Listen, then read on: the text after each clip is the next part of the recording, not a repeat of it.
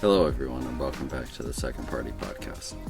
On our last episode, we kind of concluded and closed things out by talking about how some of the new changes with technology and reputation had a bit of an effect on the perks that companies offered employees. And we kind of posited that some of the reason that the perks had gone away is because the company reputation didn't matter as much because employees could be pulled from a larger area and there wasn't as much communication between individuals. You didn't have towns that were centered on one particular company or business, right? Well, that was one of the reasons. Yeah, one of the reasons among others that we talked about. And if you didn't get a chance to listen to that episode, go back and take a look. But today, I kind of wanted to expand on that a little bit further because I think that the change in reputation affects more than just companies. I think it also affects people on a more individualized level. Like, I think people's character used to matter a lot more, and nowadays it seems like somebody could experience a big character hit and it wouldn't matter much to them or their brand or their reputation. It just doesn't factor into things as much as it used to. Like, I think a few good kind of more modern examples can really be seen with some newer online content creators. So people like Destiny or Pearl or Sneeko or Andrew Tate. I think all of these people have serious character issues, things that have come to light about their personal lives that I think in an older day and age would completely disqualify them from speaking on what they speak on. But that doesn't seem to have happened to them. Their fans have not seemed to leave them in the dust. Like, if you think about some of the things with Bill Clinton and the Monica Lewinsky scandal, right? He was seen as a president who had had his complete reputation destroyed. This was a massive career issue for him. And yet I think people nowadays experience something similar and there's almost no repercussion for their careers. I don't know that I would say that as a whole, though, because we also have this whole thing now with cancel culture where it's like, oh, something you tweeted 10 years ago can get your life destroyed. I don't think the reason is because we don't care about reputation anymore, really. I think it's that in general people tend to have more of this cult-like mentality now. Well, that's why people, it doesn't matter what Andrew Tate has done in the past. He's got his cult followers. And it doesn't matter whether you still believe that thing you tweeted 10 years ago. You have this cult-like mob coming after you because it's not politically correct and it's all about the ideology that we're supporting. It's like people have this mob cult-like mentality now, I feel like. Okay, maybe I'd say when I'm using the word reputation, I'm meaning pertaining to the topic at hand. So, for example, when we're discussing Pearl, right? She could have some, I don't know, very peculiar food interests, right? Or something like that. Okay, and that wouldn't really affect her dating, relationship, political side of things. They're essentially mutually exclusive topics. But your reputation in a given field, I think, is the surprising bit. So with Pearl, I sit here and I go, she's giving relationship and dating advice and saying what men and women should and shouldn't be. Do you want to explain who she is really quick? Okay, Pearl. You're just saying Pearl. Okay, yeah, fair. I'm referring to just Pearl-y things, and she's an online kind of, what would you say, red pill? You said she's a YouTuber? Yeah, YouTuber, podcaster, online content creator. Yeah. I don't really know She's how pretty she active got on her Twitter too. following or what she. I just know I see her stuff on Twitter and she's like, "Women are useless to society." Based. That's essentially what she tweets. Sure. But my point is when she's talking about women and men, it would be one thing if she led a very successful relationship in her life, but she doesn't. She's not married, and this is purportedly something that she advocates for. Right? Marriage? Well, I don't know. Because Well, now okay. the Red Pill movement is like, don't get married. Okay, my point here is when I say reputation, I mean within the field. It's like if you hired a mason and found out that all of his masonry in the past was absolute garbage. I'm not saying, oh, well, he's not a great cook. Like, clearly, this is field related. These people are giving advice on a topic where they Yeah, versus have, I like, get what you're arguable saying. failure. Versus cancel culture, you see things where it's like, oh, you can't be a data engineer at Microsoft because 15 years ago you tweeted that you support the Second Amendment or just Yeah, something stupid like exactly. that. Like, it's totally unrelated. Like, politics for, yeah, it's a great example for a software engineer is completely irrelevant. But if we found out that this software engineer had done terrible software engineering in the past, or that they had, stolen from companies or pirated a bunch of code and used that in their jobs, like those things would be what I'm referring to when I'm saying reputation. And I think, You think this applies across society as a whole, or are you just yeah, talking about in these specific online no, communities? I think this applies to society as a whole. And part of the reason that I think it does is because the social marketplace has changed so drastically. Whereas before, you would know people in your town. Now, everything is seemingly online. And because of that, people's reputation, their competencies, things like that, don't seem to matter as much. Like, there's so much data that it can't be parsed. I don't understand why being online has anything to do with that. Okay, so let's say you live in a town and there are 1,000 people living in that town, right? It's a smaller town, whatever. Okay. You know something generally about every single person in town. Whether that's, oh, this person is a very honorable individual, or this person is backstabbing, or you don't hear anything. But if you don't hear anything, that's still data because if they did something one way or another, you would have heard about it, right? So in your mind, you have a sliding scale of trustworthiness, of honorability of everyone in the town. And you can use that to inform your decisions when you conduct yourself in a social marketplace, right? So when I say social marketplace, I mean not just I am buying something, but also when I'm conducting myself as a member of the PTO at the school, right? Yeah, but how is that different online? Sure. So online, instead of there being 1,000 people or 10,000 people, there are so many people that it becomes virtually impossible to parse the data that's available and make a productive conclusion. So there's Impossible for who to parse data on who? any What are you talking individual about? on any individual. But in the instance of like Andrew Tate, it's not like it's not that people don't see or have access to the information about him. Or is what you're saying that there are just so many people, you get so much more visibility that it's easier to find people who will just stand by you despite those things?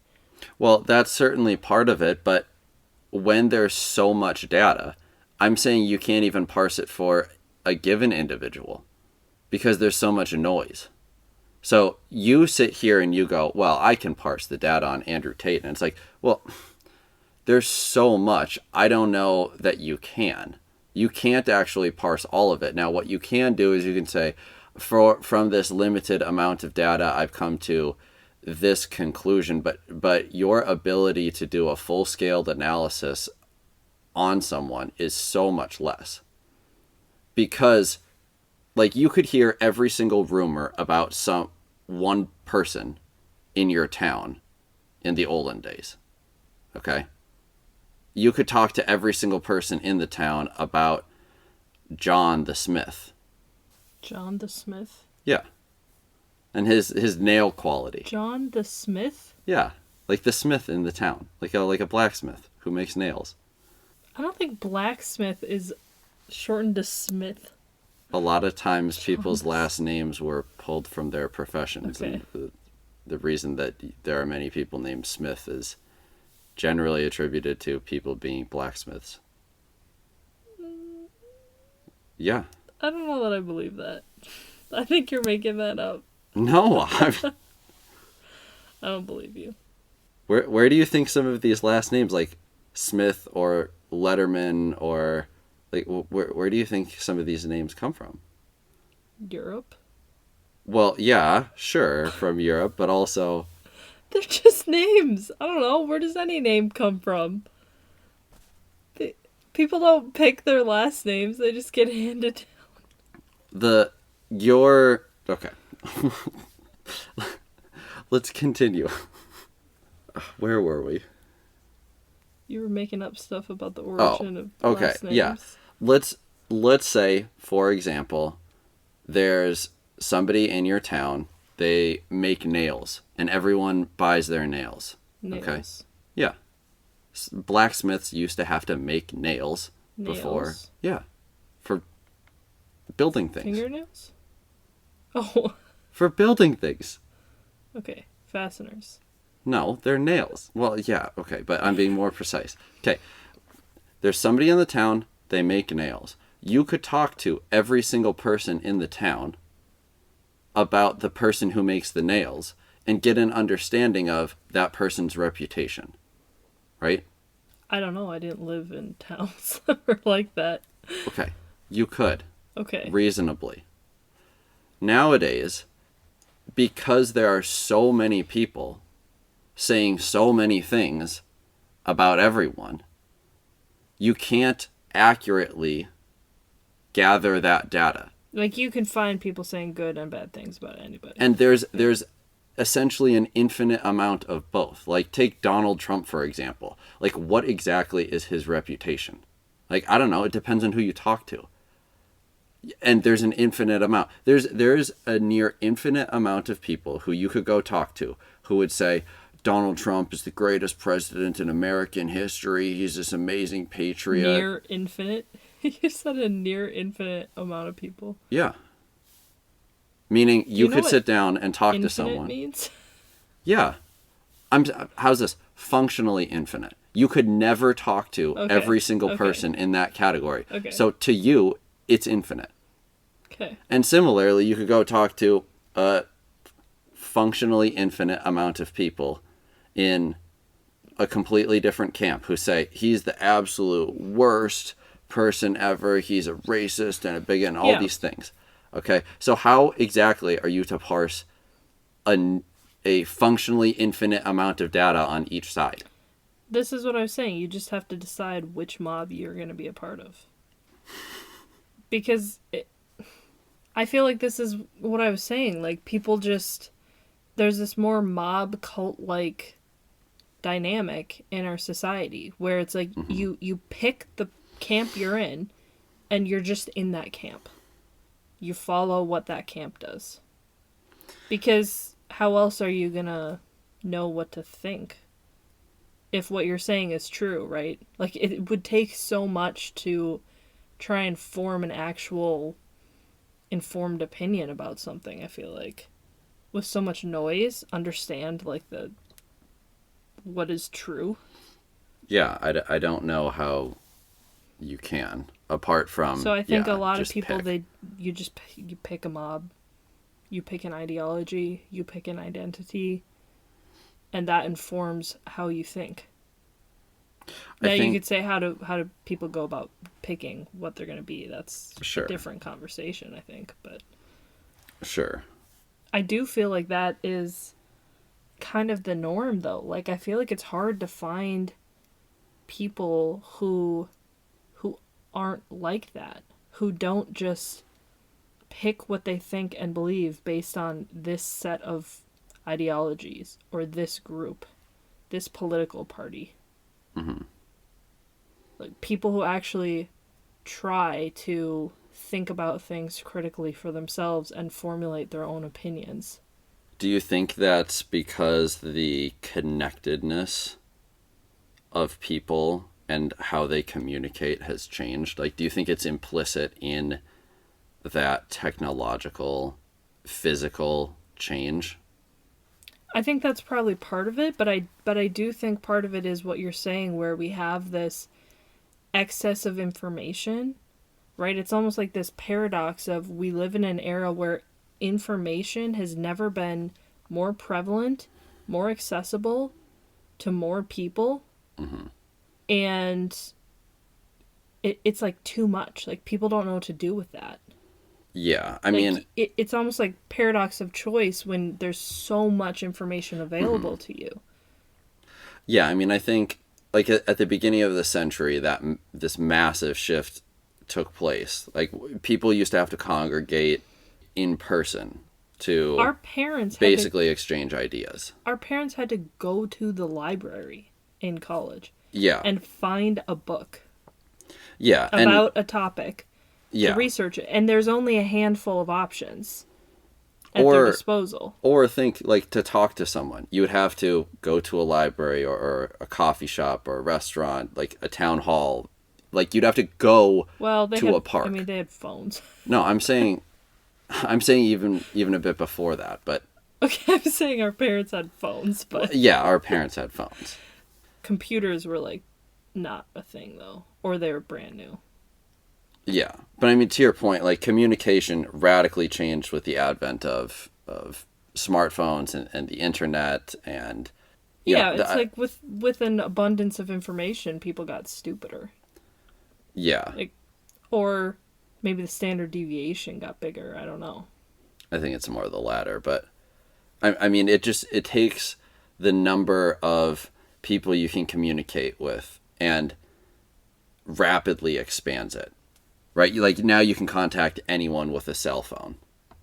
Yeah, I think one of the wild things then is then social media comes in and just throws a huge wrench in all of that. Because sure, you have like these communication means, right? The technology is there, but social media is what opens up those channels. You know, and it takes the digital connections that we've obtained and just like supercharges them. It's this steroid that takes the digital connections that we have and makes them into like what they are today. Or it's a platform where people can spew the crap at each other. Yeah. How much harm is each individual person gonna do with access to Google and all the information, articles, and all these things? Yeah. But once you throw social media in the mix, and now they can Yeah.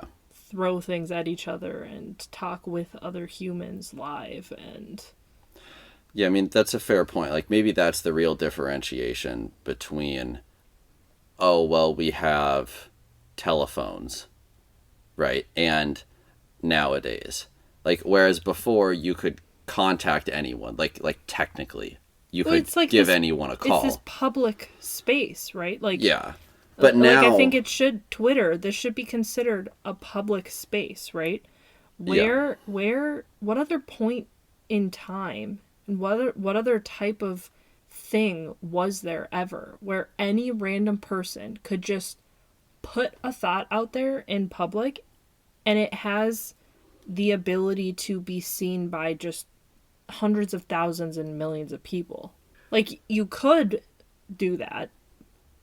You could, you know, write a book or whatever, but it's never been easier for a random person to just put an idea out there in the public sphere online and have it be seen by millions of people. Yeah, I mean, I think social media is changing the effectiveness of it. Whereas before, you could technically contact anyone, like if you had their number. Now you can literally contact anyone, right? You could just look up some random person. Whereas before, like you had to have, you know, the specific code basically to get a hold of someone. But there's no like pairing of those two.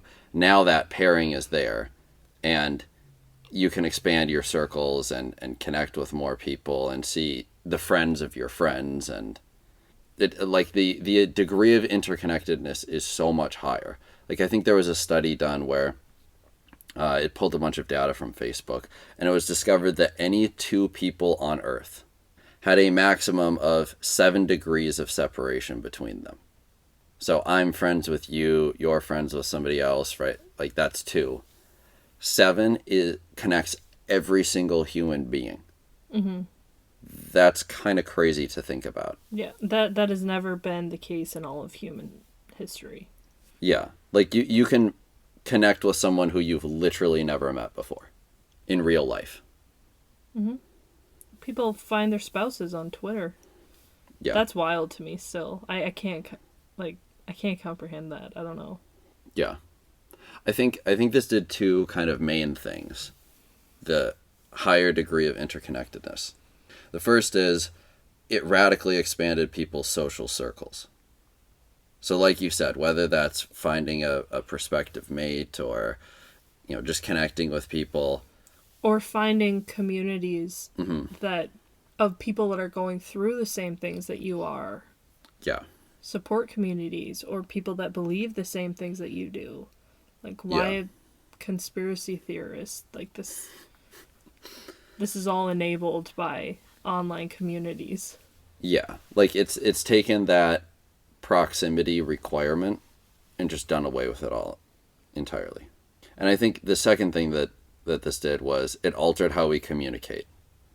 So whereas before, if we were going to have a conversation, right, it's primarily one-on-one or with a very small group of people, right? But now, if you're, like in your example, right, posting, tweeting about something online, you may not even know how large or who is in the audience that's privy to that conversation. Well, it's like it could be anybody. That's the thing. Like Twitter, anybody can go see your tweet. Yeah. Unless you have a private account. Well, and that's kind of a wild thing because you change how you talk and communicate based on audience. Right? So like, you know, a real extreme example is if I'm talking to a child versus if I'm talking to an adult, right? How you outline your thoughts and what you talk about radically changes. Or even if you're talking to someone who you know and have an established relationship with. Yeah. Like, you might joke around differently, or this is the kind of thing that, I don't know, I feel like I see this on Twitter. Like, I don't feel comfortable joking around in the same way that I might joke around with someone who actually knows me, because they know that I'm joking, they know, like, where I'm coming from, this kind of thing. Yeah. And maybe that's just me. Like, some people do feel comfortable doing that, and then they get heat, and it's like, Yeah. you know, you can't read tone and stuff through a screen. Well, and you can discern how an individual is like emotionally reacting to something, right?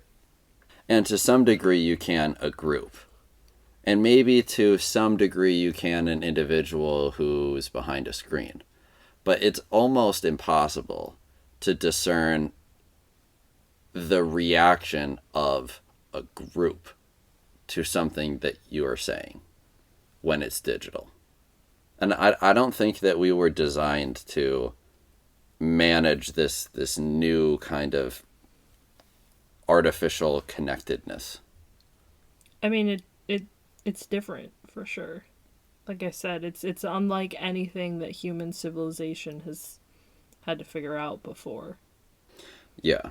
And to your point, because it's something that's so new, I think that there are a lot of previously established rules for the social marketplace that are now kind of up in the air.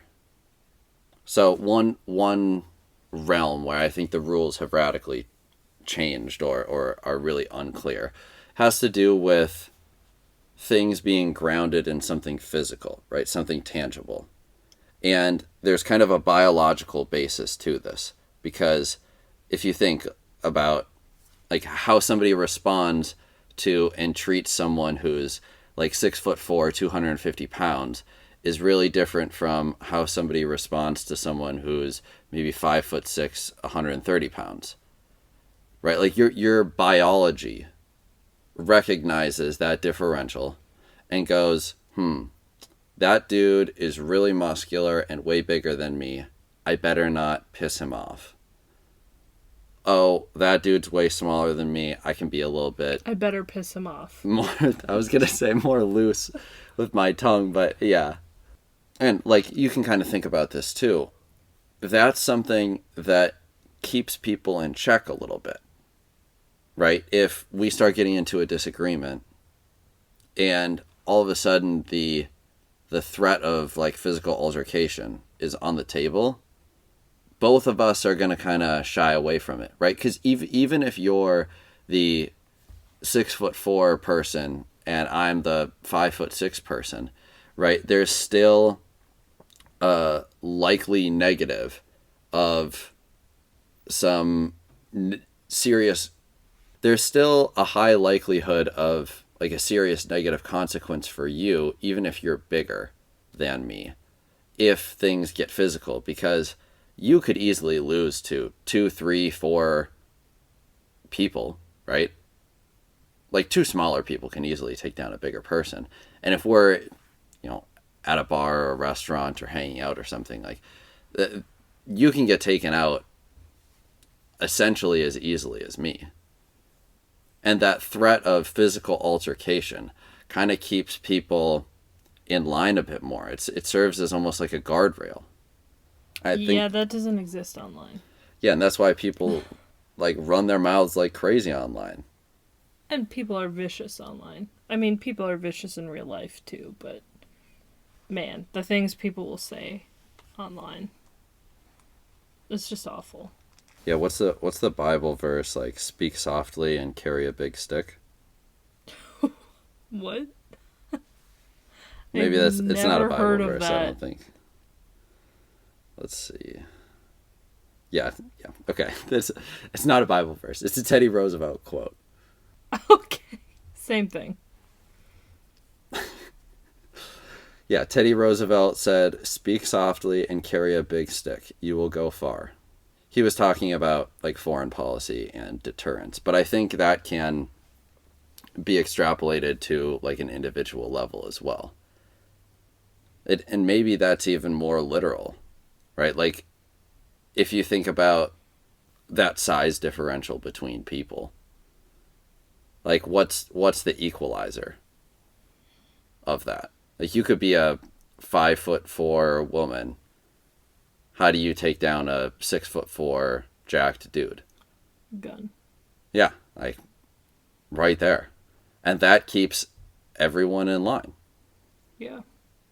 And I don't know how that gets applied to online. How those ingrained physical rules get applied to the new social marketplace online. Yeah, I don't think they do, and I think that's part of the problem. I mean, that's part of why there's so much vitriol. Yeah. Because you can just type it behind a screen and that's it. I mean, this goes all the way back, like, when we were in middle school and stuff, and schools were all, don't cyberbully. Like, cyberbullying was this whole concern.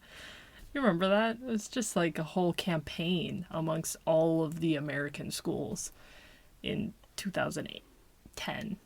It was just like, don't cyberbully. Yeah. It's kind of funny that you mentioned that, because I remember in elementary school and some of middle school, they didn't say cyberbully, they were just talking about bullying in general. Right? And you'd get these scenes in movies where some older big kid is giving some little kid like a swirly in the toilet, right? Mm-hmm. I was kind of concerned about that. Like, oh, well, man, wonder how this is going to be. it was never anything like that at all. And I wonder if that's because, it all just ends up with a bunch of negative vitriol and cyberbullying, if you want to call it that, comments online, right? Like it becomes, instead of something physical, more reputational. At the end of middle school and the beginning of high school, things were all online, and that's where people were doing stuff. And interestingly enough, people who were more mean or the bullies didn't look like they did in movies. Now, maybe that's just movies are different than reality, and that's how things are. Or maybe that's the social marketplace changing. The internet. Anyone can be a bully. It's a great tagline. I like it. You don't need to be big and strong and able to physically overpower other children. What beautiful diversity and inclusion. Mm-hmm. Anyone can be a bully now. Yep. So, yeah, we talked a little bit about the social rules that changed, but I think another category where the rules have so drastically changed and are just kind of up in the air is on the legal side of things as well. So, for instance, the First Amendment protected neutral spaces where people tended to engage in the exchange of ideas, right? Like the phrase that you always hear is the town square, right? Because at one point there were literal town squares where people would go to hang out and talk. And those areas were usually owned by the government, and the government was restricted from restricting people's speech, right? So said slightly differently, the owners of neutral spaces where people engaged, Public spaces, were not able to restrict speech in those spaces. Well, now, because things aren't happening physically, the government doesn't own those neutral public spaces. Private companies do. And the First Amendment only applies to the government, right? So, yeah, the First Amendment that previously it limits what the government can restrict. Yeah. So, but the government used to control the public sphere based public spaces. Yeah. Yeah. So by extension, the First Amendment applied to public spaces. But didn't it also apply to I'm trying to think. Like the printing press, this kind of thing, right? Printing in newspapers. I mean, I guess that's protecting companies and people that are printing things. Yeah, so that was applied to all social spaces. Yeah. So it was guaranteed that there was freedom of speech in social spaces, in the social marketplace. Now that the social marketplace has radically shifted and changed, right? Discourse doesn't take place in the town square. Like it takes place on Twitter or Facebook or Nextdoor. Well, this is why Elon bought Twitter, isn't it? Yeah, I mean, there's a lot of conversation around that of what kind of censorship is and isn't appropriate on these platforms. Because it isn't directly comparable to a publicly owned space in the sense that it's owned by the government, which means it's owned by all the people, right? Mm-hmm. These spaces are owned, these platforms are run by and owned by private companies, which ultimately are run by certain individuals, not all individuals. Yeah. And certain individuals have their own opinions about things or agendas or things they do or don't want to allow to be said. But it's a private company. Yeah. I mean, to be clear, I'm not necessarily proposing a solution here. I'm just acknowledging the fact that at one point, the social marketplace was guaranteed by freedom of speech. It was protected by freedom of speech. Those areas, by extension, were. And now, as those areas have adapted and changed, they no longer are protected by that. And speech can be regulated. Obviously, I think that's a negative, but and yet ironically, it seems like discourse has gotten worse. well, okay. I think Right? I think so. I had 4 components written down here for things where the rules changed. Number 1, as we went over, was the physical aspect. Number 2 was the legal aspect, and I think 3 and 4 both address why that occurred. So 3 is who could engage. So, with very few exceptions, for better or worse, you would understand the background of the person whom you're interacting with. So whether that's just something that you plainly observe, or if you understand, certain rumors or something about someone, you would know who you were talking to and what they carried, and likely some understanding about their expertise. And for this reason, many people were excluded from discussions. So if somebody was super ignorant on a topic and they were found out for being ignorant on the topic, they would be dismissed. Or, this is a uniquely new problem, but if somebody wasn't a somebody, right, if it's a bot, now we're not really clear on how to dismiss that person going forward.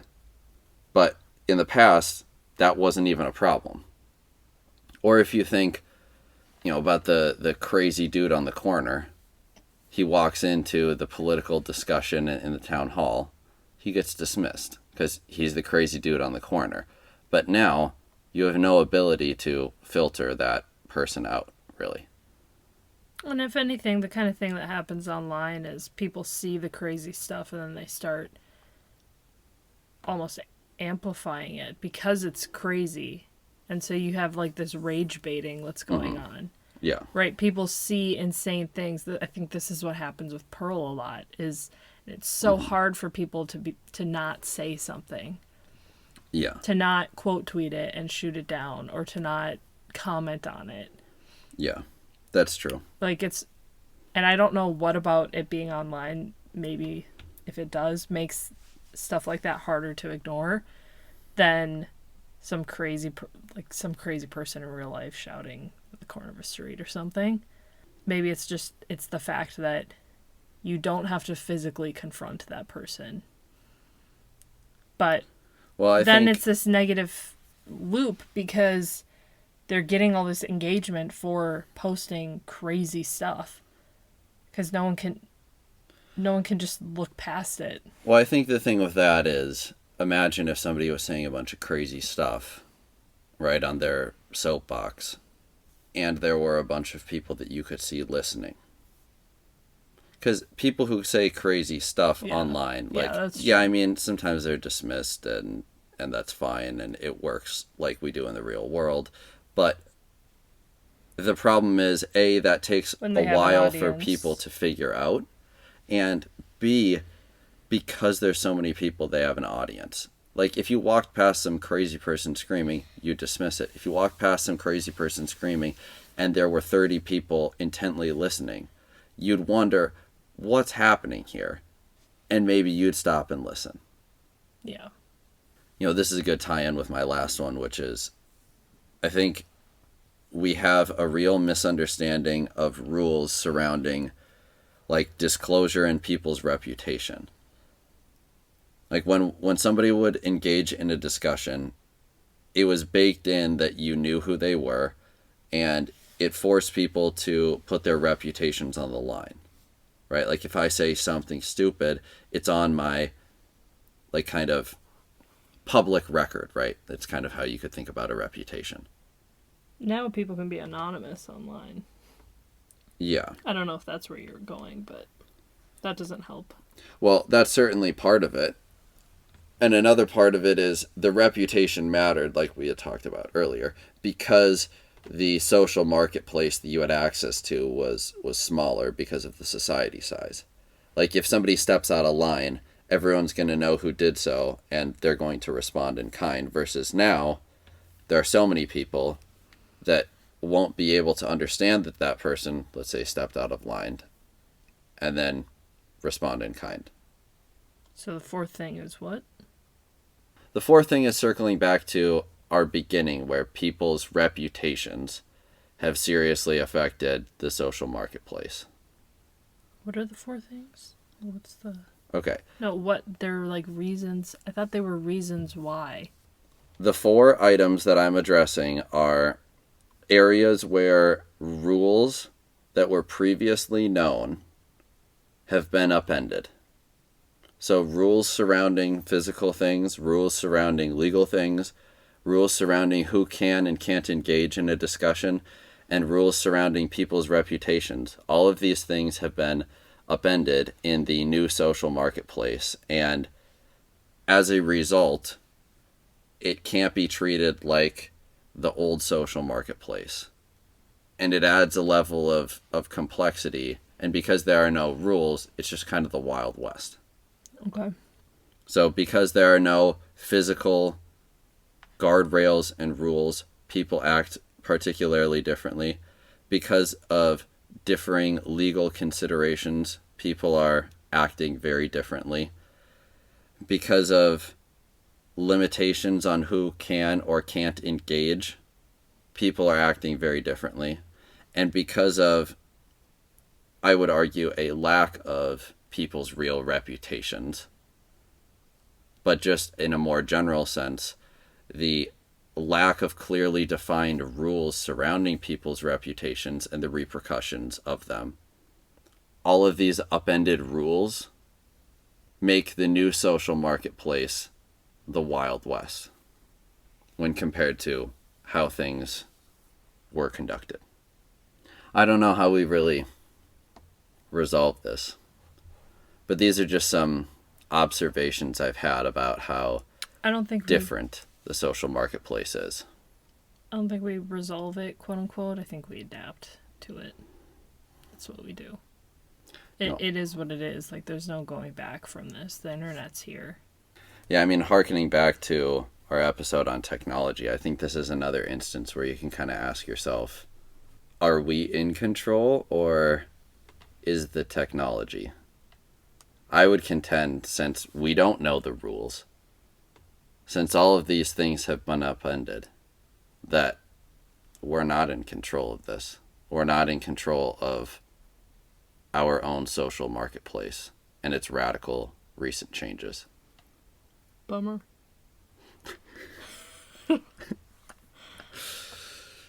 Oh, darn society. We'll just throw, hey, this is a problem. I have no solutions to offer. Yeah, I mean, to your point, I'm pretty usually sure that we're pretty breaks big one on of the rules. solutions. Yeah. You breaking one of the rules of the podcast here. Well, I think the rule, and maybe I'll go back and look at it, is something like provide solutions whenever possible. I thought it was don't bring up problems unless you're prepared to provide a solution. Something like that. Let's to see. try and find a solution. That's okay, we can break some rules. Complaints or criticisms will be accompanied with solutions. Mm-hmm. That is the phrasing of the rule. Yeah. Well, if I'm going to weasel my way out of it, I'd say maybe this is more of an observation. It's not a complaint or a criticism. I mean, part of the solution, I suppose, would be Jesus. well, yeah, okay. Part of the solution maybe would be get offline, go participate in the real world. Yeah, I mean, we've talked about that before, right? Like, Go join a church. Jesus. You should be, yeah, like people should be doing things in the real world. You shouldn't be terminally online. Yeah. What's the internet phrase? Go touch grass. I always liked that phrase, actually. It very perfectly and succinctly captures the essence of what you're trying to say. Like, just go outside, interact with something real and physical, even if it's the most inconsequential, just little thing like grass. It's just there and it's everywhere and no one thinks twice about it. Just go touch it. It's a good phrase. Yeah, I agree. Well, with that, it's getting late. But I was thinking about that phrase, go touch grass.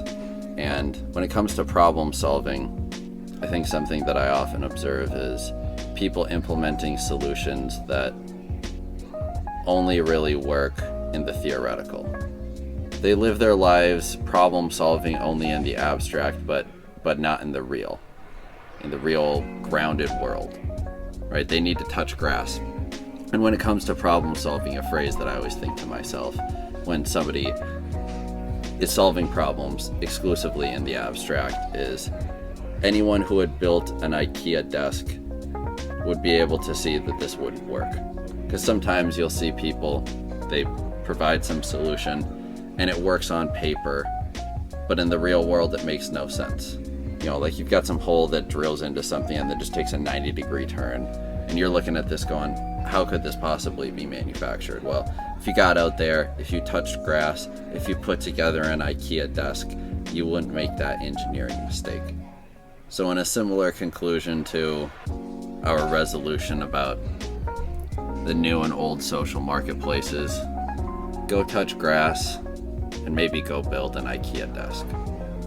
But if you do go out and touch grass or build an IKEA desk, or if you've got any thoughts on the social marketplace, how it's changed, feel free to shoot us an email at secondpartypodcast@gmail.com. We'd love to hear from you. With that, thank you again for listening, and have a good night.